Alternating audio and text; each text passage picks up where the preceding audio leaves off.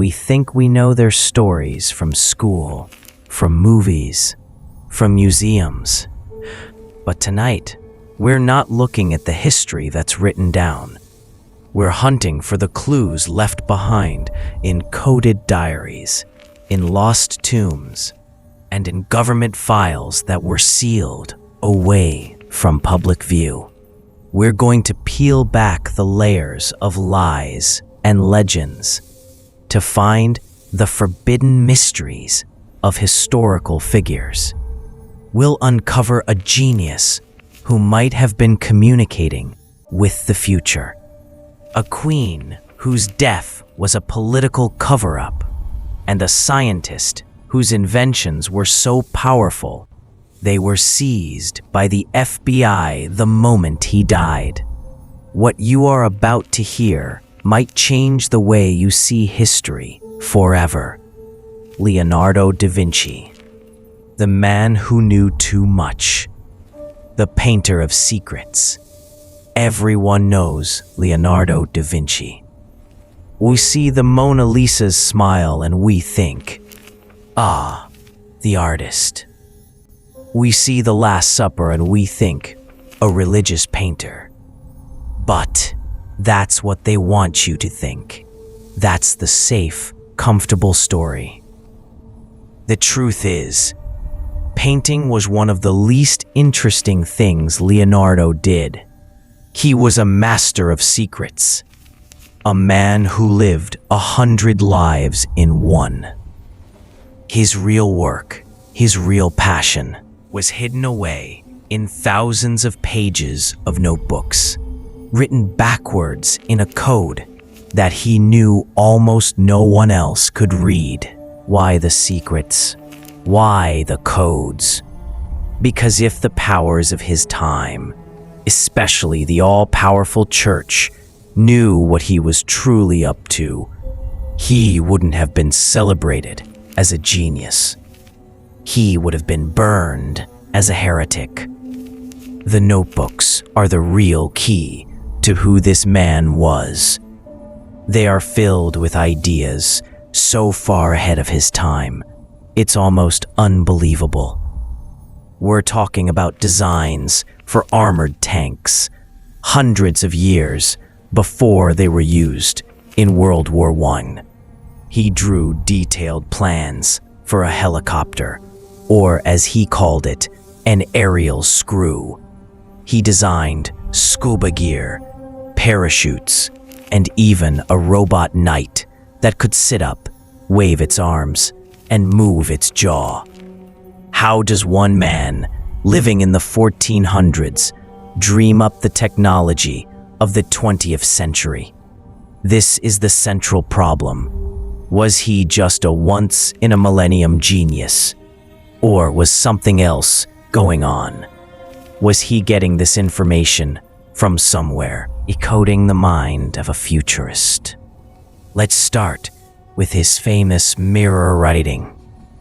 For centuries, people thought he wrote backwards, from right to left, simply because he was left-handed, and it was easier to avoid smudging the ink. It's a nice, simple explanation, but it's probably wrong. Leonardo was ambidextrous. He could write and paint perfectly with both hands. The mirror writing wasn't for convenience. It was for concealment. It was a layer of protection for the dangerous ideas he was putting on paper. And what were those ideas? Let's look at his obsession with war. This supposed man of peace, this painter of serene Madonnas, spent an enormous amount of time designing weapons of incredible cruelty. He designed a giant crossbow that had to be wheeled around by an army of men. He created a chariot with spinning blades on its wheels, designed to slice through the legs of enemy soldiers as it charged His most forbidden work involved something the church considered a mortal sin: the dissection of human bodies. In Leonardo's time, cutting up a corpse to see how it worked was completely illegal and punishable by excommunication or even death. But Leonardo, he secretly got his hands on dozens of bodies from hospitals, from execution grounds, and in the dead of night, by candlelight, he would peel back the skin and study every muscle, every bone, every organ.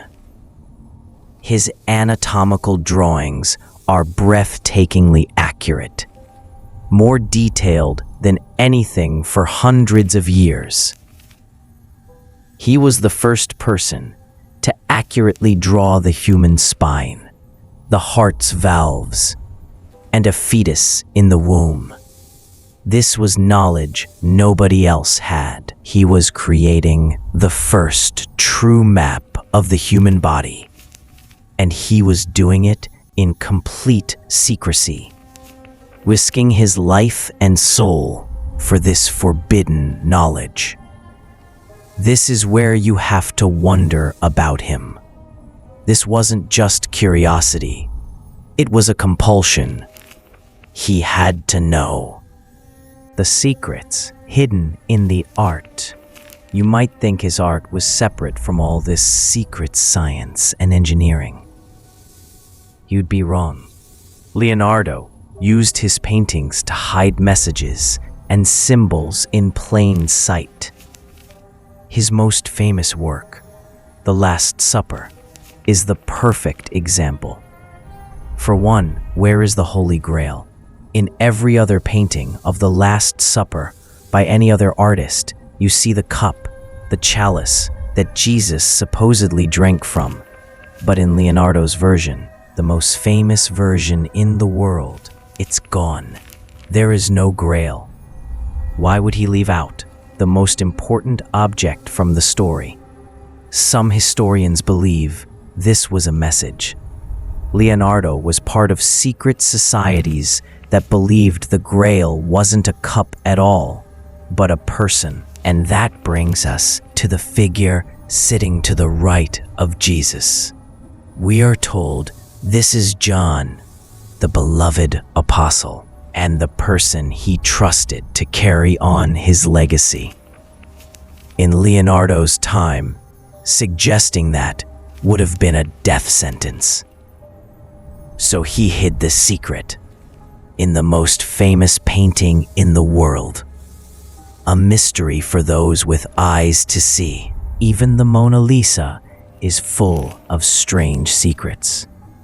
Why is she smiling that mysterious smile? Some doctors have suggested she has the facial paralysis of Bell's palsy, or that she was pregnant. But look at the background behind her. On the left side, the landscape is low and calm. On the right side, it's jagged, mountainous, and much higher up. The two sides don't match. It's a surreal, dreamlike world. Leonardo was a master of perspective. He never made mistakes. This was intentional. He was playing with our minds, creating a sense of unease and mystery that has captivated people for 500 years. Some even believe the painting is a clever self-portrait of Leonardo himself in female form, the man who left no trace. The ultimate mystery, though, is Leonardo himself. After a life spent documenting everything he saw, everything he thought, everything he invented, his personal life is almost a complete blank. We know almost nothing about his beliefs, his loves, his fears, He never married. He had no known children. He was accused of sodomy as a young man, a very serious crime. But the charges were mysteriously dropped, likely due to a powerful family protecting him. He lived a life surrounded by people, but was ultimately alone with his secrets. This is perhaps his greatest forbidden mystery. A man who understood the universe better than anyone alive at the time, but who remains a complete ghost. He gave us the future. He gave us art that touches the soul, but he never truly gave us himself. The climax of his life's secret work wasn't a painting or an invention. It was the moment he held a human heart in his hands, one he had illegally taken from a corpse, and understood how its valves worked, something no one would rediscover for centuries. In that dark, hidden room, he committed a crime against God and the state, not for money or for power, but for pure, simple, forbidden knowledge. Leonardo da Vinci's legacy is not the Mona Lisa. It is the thousands of pages of secrets he left behind. A message in a bottle from a man who knew too much, who had seen the future, and who was trying to warn us, or perhaps prepare us. Cleopatra, the queen they tried to erase. Beyond the Hollywood myth, forget everything you've seen in the movies. Forget the image of a beautiful queen lounging on a barge, seducing powerful Roman men. That image is a lie, a piece of powerful propaganda created by her enemies to destroy her reputation. The real Cleopatra of the 7th was one of the most brilliant and dangerous rulers of the ancient world. And her greatest mystery isn't how she lived, but how she died and where she is buried. The woman we think of as Cleopatra was not just a pretty face. She was a political genius. She spoke at least 9 languages, including Egyptian, which was rare for her Greek dynasty. She was a mathematician, a chemist, and a naval commander. She controlled the entire wealth of Egypt, the breadbasket of the Roman world. She wasn't a victim of history. She was a player, and she played the game better than almost anyone. Her lovers, Julius Caesar and Mark Antony, were not just romantic conquests. They were strategic alliances. She wasn't sleeping with them for love. She was using them to secure her throne and the future of her kingdom. So why do we remember her as just a seductress? Because her final enemy, Octavian, the man who would become Emperor Augustus, won the war. And when you win, you get to write the history. Octavian's propaganda machine worked overtime to erase the image of Cleopatra, the brilliant ruler, and replace it with Cleopatra, the decadent, foreign temptress who corrupted good Roman men. The story of her death is the final and most successful piece of that character assassination. The problem with the poisonous snake. The official story, the one everyone knows, is that after Octavian defeated her and Mark Antony, Cleopatra committed suicide in her tomb. She had an asp, a type of venomous snake, smuggled to her in a basket of figs, and she died from its bite. It's a dramatic, romantic, and tragic end. it's also probably completely fake. Let's look at the facts. First, an asp, which is likely an Egyptian cobra, is a large snake. It can be several feet long. It's not something you can easily hide in a small basket of figs. Second, death by cobra venom is gruesome and slow. It involves convulsions, vomiting, and paralysis. It is not the peaceful, dignified death that the Roman storytellers describe. As a queen who managed her public image with incredible skill, would she really choose such a horrible and unpredictable way to die? There are other, much faster and more reliable poisons she had access to.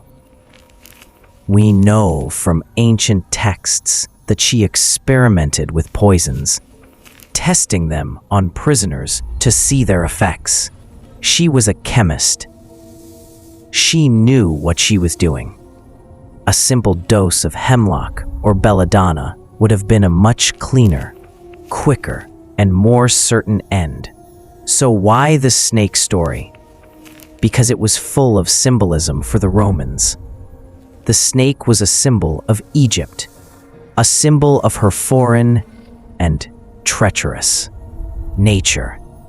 By having her die by the bite of an Egyptian snake, Octavian's storytellers painted her as a victim of her own corrupt and alien world. It was the perfect ending to their fake news campaign. The search for the lost tomb.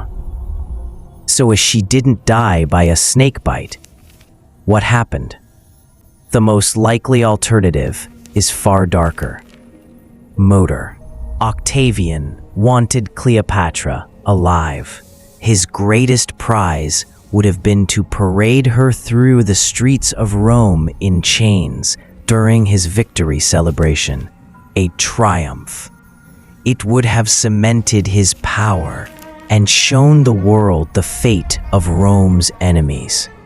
The historical records say that he sent his soldiers to her mausoleum with specific orders to capture her alive.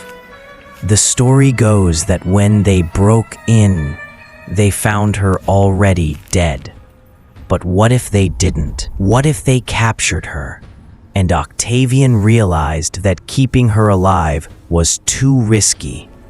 She was too popular with her own people, and even had a son with Julius Caesar, Caesarion, who had a legitimate claim to rule Rome. A living Cleopatra was a threat. A dead Cleopatra with a romantic suicide story was a legend he could control. It's very possible that in those final moments, Octavian's men either killed her or allowed her to drink poison, then invented the snake story to cover their tracks. This brings us to the greatest mystery of all. Where is she? The tomb of Cleopatra and her lover, Mark Antony, is the holy grail of modern archaeology. For 2,000 years, it has been lost. We know it was somewhere near Alexandria, the ancient capital of Egypt, but the city has been rocked by earthquakes and tsunamis over the centuries. Much of the ancient city is now underwater. For years, archaeologists have been searching. The most promising lead right now is a site called Taposiris Magna, about 30 miles outside Alexandria. Archaeologist Kathleen Martinez is convinced this is the spot. She has found a temple dedicated to the goddess Isis, a goddess Cleopatra claimed to be the reincarnation of. They have found tunnels, hidden tombs, and coins with Cleopatra's face on them. They found a burial shaft that is very similar to the tombs of other Macedonian rulers of the time. They are getting closer and closer. A truth worth finding. Finding the tomb would be the biggest archaeological discovery since King Tut's. The treasure inside would be unimaginable. But the real treasure wouldn't be the gold or the jewels. The real treasure would be her body. If they can find her mummy, scientists could reconstruct her face, and we could finally see what this legendary queen actually looked like. Was she the Elizabeth Taylor beauty from the movies? Or was she what the coins suggest? A woman with a prominent nose and a determined chin, whose power came from her brain, not her body. More importantly, forensic analysis could potentially tell us how she really died.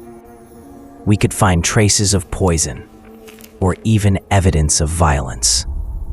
The climax of this story is not in the past. It's in the future. It's the moment a spade hits a hidden chamber, and a light is shown into the darkness of Cleopatra's final resting place. That moment could rewrite history. It could finally destroy the 2,000-year-old lie created by Octavian and restore Cleopatra's true identity, not as a romantic victim, but as a brilliant ruler who fought one of the most powerful empires in history to a standstill, and who was so dangerous that her enemies had to kill her, and then kill her story. The search for her tomb is a search for the truth, a truth that a powerful man tried very, very hard to bury forever. Nikola Tesla, the genius who was erased, the man who invented the modern world. When you flip a light switch, use your phone, or listen to the radio, you are using the technology of a man whose name most people barely know, Nikola Tesla. We are taught that Thomas Edison was the great inventor, the man who gave us light. But that's another convenient story. Edison was a brilliant businessman. What Tesla was a magician. He was a man who saw the future. A man whose ideas were so revolutionary and so dangerous that the powers that be, corporations and governments, worked to suppress him, steal his work, and ultimately erase him from history. Tesla's story is a battle between two different visions of the future. On one side was Thomas Edison. Edison championed direct current, or DC. It was simple, but it was inefficient. It couldn't travel long distances, so you would need a power plant on almost every city block. It was easy to put a meter on and charge people for every little bit of electricity they used. It was a business model. On the other side was Tesla and his idea of alternating current, or AC. AC was elegant, powerful, and could be sent hundreds of miles with very little power loss. It was the system that could electrify the entire world easily and cheaply. It was the system we use today. But Edison knew that Tesla's AC was a huge threat to his DC empire. So, Edison launched a vicious smear campaign to scare people away from AC. He publicly electrocuted stray dogs, cats, and even an elephant with AC electricity to prove how dangerous it was. It was a brutal fight for the future. But in the end, Tesla's superior technology won. He, not Edison, is the true father of our modern electrical grid. But this victory came at a huge cost. It made him powerful enemies, people who saw that his true genius wasn't just about making better technology, but about creating a world where the fundamental resources, like energy, could be free. And that was a terrifying idea for the richest men in the world. The dream of free energy. This is where Tesla's story goes from a story of invention to a forbidden mystery. Tesla wasn't satisfied with just creating the electrical grid. He had a much bigger, more radical dream. He believed he could tap into the natural energy of the Earth itself and broadcast it through the air like radio waves. No wires, no power plants as we know them. Just a tower that would send limitless, free energy to anyone, anywhere in the world who had a simple receiver. Imagine a world like that. No more electricity bills. No more reliance on oil, gas, or coal. Every home, every car, every factory could have all the power it needed for free. It would have changed human civilization overnight. It would have destroyed the fortunes of the most powerful industrialists on the planet. And he wasn't just dreaming. He began to build it. With funding from the powerful banker J.P. Morgan, Tesla built a massive transmission tower in Shoreham, Long Island, called Wardenclyffe Tower. It was a strange, 187-foot-tall, mushroom-shaped structure under which he built a deep, complex system of iron pipes reaching into the earth. Tesla was convinced this tower would be his masterpiece. But then, suddenly, the funding was cut. J.P. Morgan pulled out of the project.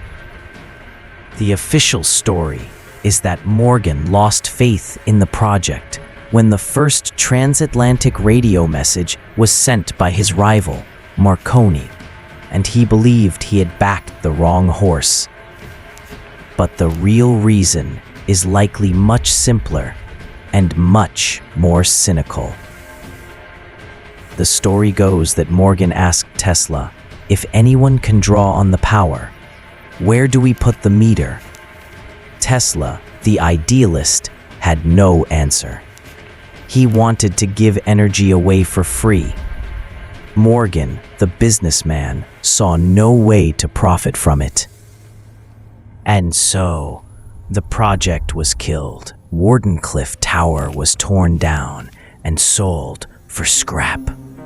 Tesla was financially ruined, and his dream of free energy for the world died with it. Or did it? The death ray and the FBI. Tesla's mind never stopped working.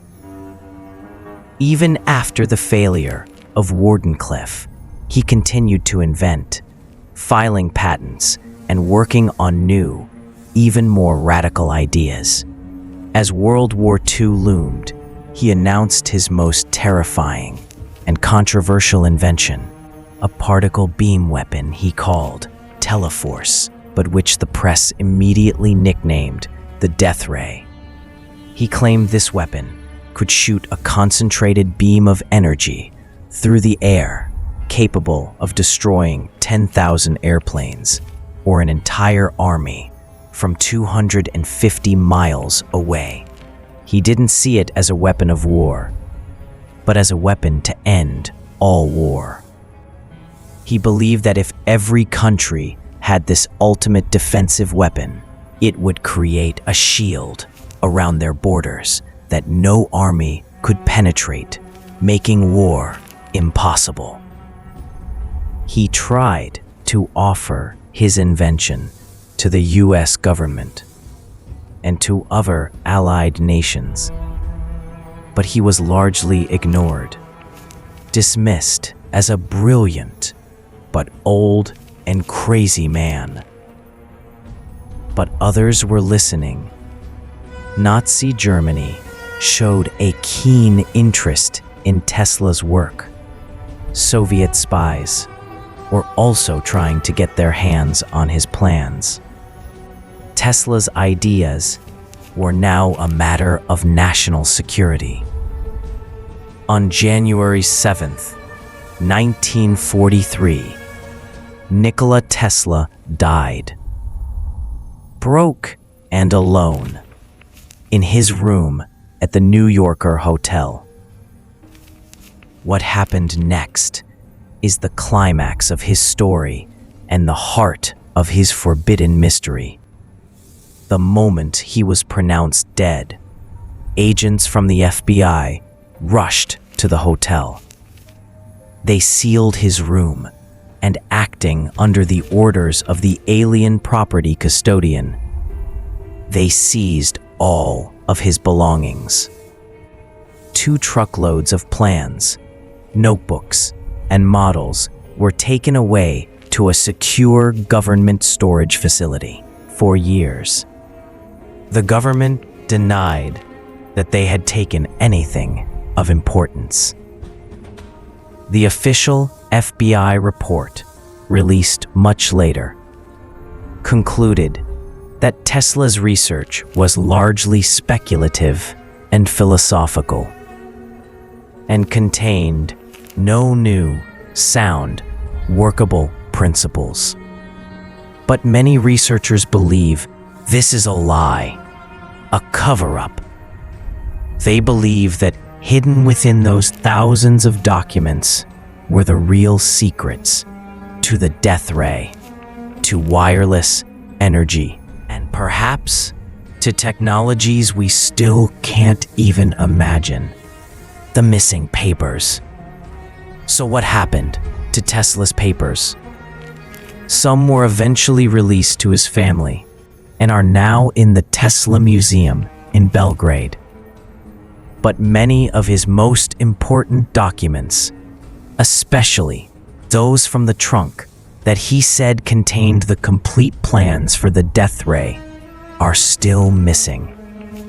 The US government classify his work and use it to develop their own secret weapons programs.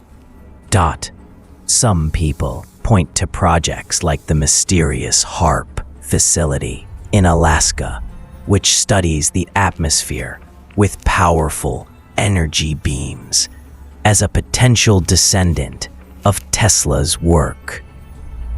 The story of Nikola Tesla is a tragedy. He was a man who gave the world so much, but the world, driven by greed and fear, took everything from him. He was a true visionary who wanted to create a better future for humanity, a future of peace and abundance. But his ideas were too revolutionary, too disruptive to the existing systems of power and profit.